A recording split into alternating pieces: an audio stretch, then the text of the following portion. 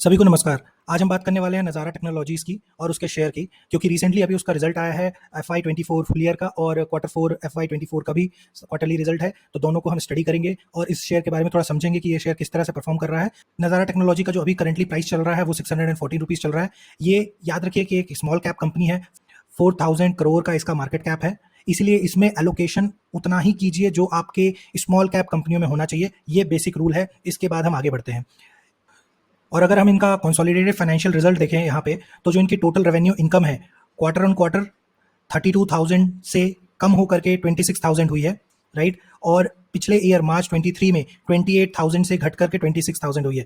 तो रेवेन्यू में एक यहाँ पे ड्रॉप देखा गया है और उसका इम्पैक्ट आपको सुपरफिशियली प्रॉफिट आफ्टर टैक्स में भी दिखेगा, जो कि profit after tax for the period almost 1700 के करीब है, जो कि पिछले क्वार्टर में 2900 था और पिछले ईयर 1100 था। सो तो बोथ रेवेन्यू में और बॉटम प्रॉफिट में, टॉप लाइन और बॉटम लाइन दोनों में डिक्लाइन देखी गई है। अब हम क्विकली स्क्रीनर पे आ जाते हैं। स्क्रीनर में अगर मैं चार्ट पैटर्न को एनालाइज करूं, सो चार्ट जब ये स्टॉक लिस्ट हुआ था अप्रैल 2021 में, तब इसने काफी अच्छा एक रैली दिया था और 1500 का टॉप लगाया था। आफ्टर दैट अभी ये शेयर काफी डाउन में श्रिंक हो रहा है, अपना एक बेस बना रहा है। अगर पीई को स्टडी करें तो यस, रेवेन्यू रिलेटिवली एक अच्छे लेवल पे ग्रोथ किए हैं एंड वो सारा कुछ स्टॉक के प्राइस में नहीं दिखा, बट स्टॉक के पीई में श्रिंक हो गया है।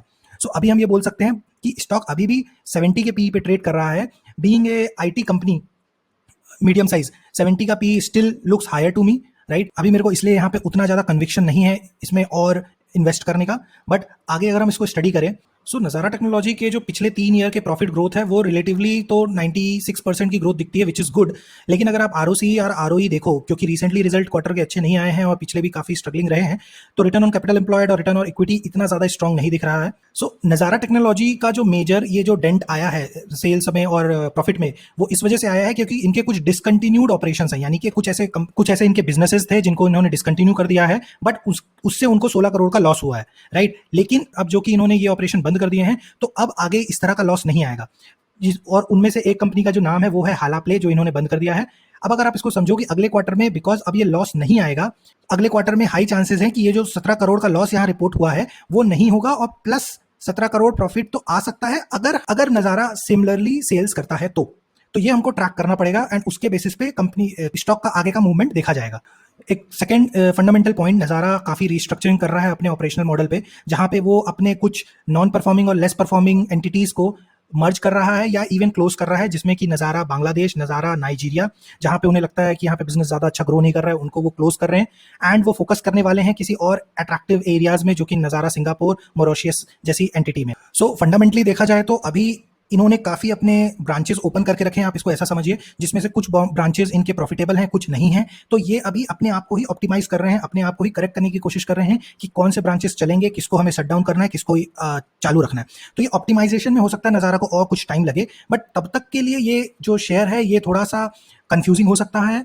वही अगर आप इन्वेस्टर पैटर्न को देखोगे तो ये सबसे बड़ा रेड फ्लैग है नज़ारा को लेकर के, जहां पे प्रमोटर 16% है, एफआईआई डीआईआई 9 और 16% है। तो टोटल देखा जाए तो ऑलमोस्ट 40% स्ट्रॉन्ग हैंड में है, बट 60% पब्लिक के पास है सारे शेयर एंड ये उतना कॉन्फिडेंस नहीं देता इस शेयर में पर्टिकुलरली, क्योंकि मेरा जो फंडामेंटल एनालिसिस बोलता है कि कहीं पे भी जहां पे पब्लिक की होल्डिंग बहुत ज्यादा हो जाएगी वहां पे इन्वेस्टमेंट हमें बहुत सोच समझ के करना चाहिए।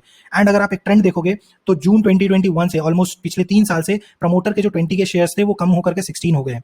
इसके पीछे कई रीजन हो सकते हैं, वो हमें समझना पड़ेगा कि कोई फंड रेजिंग की है या क्यूआईपी किया हुआ है, बट फिर भी ये शेयर होल्डिंग पैटर्न से इतना कॉन्फिडेंट नहीं दिखता।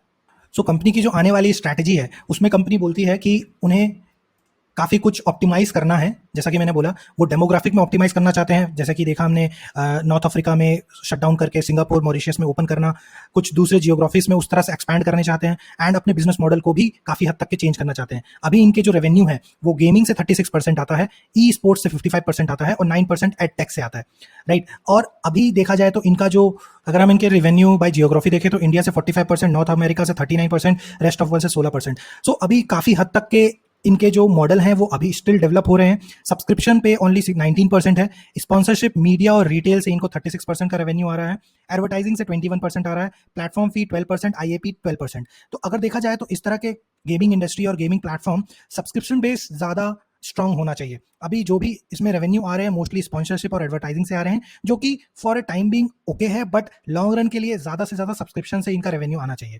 पिछले 5 सालों में देखा जाए तो नज़ारा ने काफ़ी एक्विजिशन किया है। नॉडविन गेमिंग, स्पोर्ट्स कीड़ा, किडोपिया, इस तरह की ई स्पोर्ट्स और गेमिंग कंपनियों को इन्होंने एक्वायर किया है और उनसे भी इनके रेवेन्यूज अब आना शुरू हुए हैं। नज़ारा का एक जो काफ़ी मेरे को अट्रैक्टिव पैरामीटर लगता है वो है डेमोग्राफिक डिस्ट्रीब्यूशन। अगर आप देखोगे तो इनके पास हर तरह के ब्रांड्स और गेम्स हैं, हर तरह के एज ग्रुप्स के लिए। किड्स 2 to 7 ईयर्स के लिए किडोपिया, 8 to 12 ईयर्स के लिए एनिमल जैम, 13 to 45 के लिए cricket championship, classic games and even नज़ारा का जो मेन डिस्ट्रीब्यूशन गेम्स है, इसको अगर आप देखोगे तो सबसे ज़्यादा हाई मार्जिन वाला सेगमेंट है किडोपिया एनिमल जैम, जो कि यंग चिल्ड्रन के लिए जो गेम्स हैं उनमें इनके ज़्यादा हाई मार्जिन प्रोडक्ट्स हैं। एंड देन इनके भी जो मॉडल्स हैं ये सब्सक्रिप्शन बेस्ड मॉडल हैं। सो आगे अगर यही और इस तरह के गेमिंग प्लेटफॉर्म्स ये और डेवलप करते हैं, सब्सक्रिप्शन ज़्यादा स्ट्रॉन्ग करते हैं, तब ये ज़्यादा अट्रैक्टिव लगेगा। सो अब हम इन सारे ब्रांड्स जो इनके हैं, सारे गेम प्लेटफॉर्म्स, इनको वेरी क्विकली एक बार देखते हैं। किडोपिया जैसे कि ये काफ़ी यंग चिल्ड्रन के लिए है, इसमें देखा गया है कि ये काफ़ी सब्सक्रिप्शन बेस्ड मॉडल में चलता है। यूएसए से इसके सबसे ज़्यादा रेवेन्यू आता है, जो कि बहुत अच्छी चीज़ है। एनिमल जैम अगेन ये भी जो अर्ली गेमिंग प्लेटफॉर्म है बच्चों के लिए, यहाँ पे भी यूएसए से इनको ज़्यादा रेवेन्यू आता है। सो ये जो दोनों ही यंग चिल्ड्रन के लिए जो गेम प्लेटफॉर्म है, ये दो तरह से अच्छे हैं। एक तो ये सब्सक्रिप्शन बेस्ड आ रहा है, प्लस ये यूएस डेवलप्ड कंट्री से इनके रेवेन्यू आ रहे हैं, which is a very strong positive sign. हमें ये देखना पड़ेगा कि ये दो प्लेटफॉर्म कितने ज़्यादा अच्छे से ग्रो करेंगे, उतना ज़्यादा इस कंपनी के लिए एडवांटेज होगा। बट अगर मैं other than this other platforms की बात करूँ, जैसे कि WCC वर्ल्ड क्रिकेट चैंपियनशिप, ये मोस्टली देखा गया है इंडिया में 76% इसके रेवेन्यू आ रहे हैं, because cricket is very much popular in India than US. So यहाँ से इनके मॉडल्स ज़्यादा आते हैं, बट देन इनके रेवेन्यू सब्सक्रिप्शन बेस्ड नहीं होने की वजह से इससे इतना रेवेन्यू जनरेट नहीं हो रहा है at this point of time. इसलिए आप देखोगे कि यहाँ पे एड रेवेन्यू ज़्यादा आ रहा है रैदर देन किसी भी तरह का सब्सक्रिप्शन या रेगुलर प्लेइंग गेम्स के। उसके बाद क्लासिक रमी, इनके पास एक और गेम है वेरी पॉपुलर, बट यहाँ पे भी this is a very regulated gaming market. हमें काफ़ी ध्यान से इसको डीपली देखना पड़ेगा कि कभी इसमें किसी तरह का सरप्राइज बैन आता है या गवर्नमेंट की तरफ से कुछ होल्डिंग आती है या वार्निंग आती है, तो वो चीज़ें काफ़ी ध्यान में रखनी पड़ेगी। अगर मैं अगले सेगमेंट की बात करूं तो नॉडविन गेमिंग, इन्होंने पिछले 10 सालों में काफ़ी अलग अलग तरीके के गेम और उनको एक्विजिशन किया हुआ है, जिसकी वजह से इनके काफ़ी strong leadership E sports segment में डेवलप हो रही है। E sports is basically your online gaming platforms, online various different games. So Nodwin ने काफ़ी अच्छा ई स्पोर्ट्स सेगमेंट में अपनी लीडरशिप डेवलप की है और नज़ारा उसको इस समय होल्ड करता है। एक और बहुत इंपॉर्टेंट और अट्रैक्टिव पॉइंट यहाँ पे ये है कि नॉडविन गेमिंग प्लेटफॉर्म ने इन्होंने प्लेग्राउंड का सीजन 3 भी लॉन्च किया है अमेजॉन मिनी टीवी पे। ये काफ़ी पॉपुलर शो है जहाँ पे गेम्स और ऑनलाइन गेमिंग को काफ़ी एडवर्टाइजमेंट और पॉपुलैरिटी मिलती है। यहाँ पे होस्ट हैं कैरी मिनाटी, एल्विश यादव, उज्जवल चौरसिया एंड नमन माथुर। तो ये काफ़ी अट्रैक्शन यहाँ पे मिल रहा है नज़ारा को through this platforms and online gaming. अगर हम सेकंड सेगमेंट जो स्पोर्ट्स कीड़ा का जो इनका प्लेटफॉर्म है, अगर हम उसकी बात करें तो आप देखो तो this is 5th ranked highest platform in US, जो इसकी पॉपुलैरिटी को अलग से बताता है। अगर समरी देखी जाए तो गेमिंग से इनके अच्छे रेवेन्यू हैं, 400 के ऑलमोस्ट का करोड़ का रेवेन्यू, 600 करोड़ का ईएस स्पोर्ट्स से और एडटेक से 100 करोड़। इनके 3 अलग अलग ब्रांचेस से अच्छे कंट्रीब्यूशन रेवेन्यूज के आ रहे हैं। बट देन कंसोलिडेशन में अगर देखा जाए तो काफ़ी अच्छे मार्जिन बन रहे हैं, 13-14% के मार्जिन हैं। तो रिलेटिवली एक स्टार्टअप कंपनी के हिसाब से इसको काफ़ी अच्छे इसके फाइनेंशियल्स हैं। लेकिन जैसा कि मैंने बोला, ये क्वार्टर इसका इतना अच्छा नहीं दिख रहा है और इसके पीछे काफ़ी वैलिड रीज़न है। इसका मतलब ये है कि इस क्वार्टर में तो आई डोंट थिंक इसमें कोई रैली आएगी अनलेस कोई एक्सटर्नल अट्रैक्शन आता है। बट इसका मतलब ये भी हुआ कि ये ऑलमोस्ट अपने इसी रेंज में कंसोलिडेट करेगा।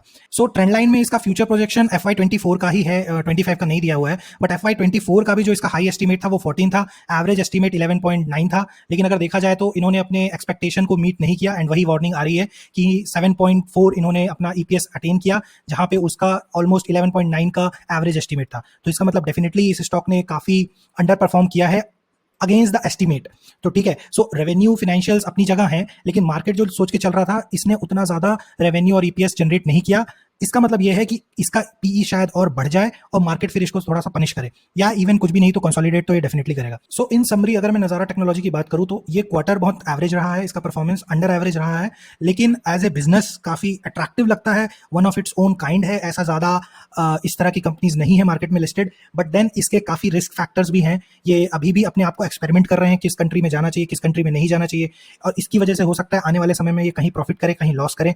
प्लस अभी भी ये अपने जितने भी पोर्टफोलियो है, जितने भी डिफरेंट गेम्स है, उनको ये अरेंज कर रहे हैं, बाई सेल कर रहे हैं। हो सकता है इनको थोड़ा टाइम लगेगा अपने आप को एस्टैब्लिश करने में, बट इन जनरल देखा जाए तो ये एक स्मॉल कैप कंपनी है और इसका PE भी रिलेटिवली काफी हाई लगता है 70 पे, because mid size IT company का पीई खुद 40-45 होना चाहिए, ये 70 पे है, सो रिलेटिवली मुझे एक्सपेंसिव लगता है। सो इसलिए at this point of time मैं थोड़ा वेट एंड वॉच करूंगा। बट येस, इंडस्ट्री अच्छी लगती है, कंपनी अच्छी लगती है, और कुछ भी हो जाए, because it's a small cap company, मैं अपने पोर्टफोलियो का मैक्सिमम इसमें 3 या 4% से ज़्यादा कभी भी इन्वेस्ट नहीं करूंगा। सो ये मेरा ओपिनियन है। डेफिनेटली आप इसमें और स्टडी कीजिए और सिमिलरली इसके आगे का एनालिसिस कीजिए। अगर आप चैनल पे नए हैं तो चैनल को सब्सक्राइब कीजिए, वीडियो को लाइक कीजिए। Thank you everyone.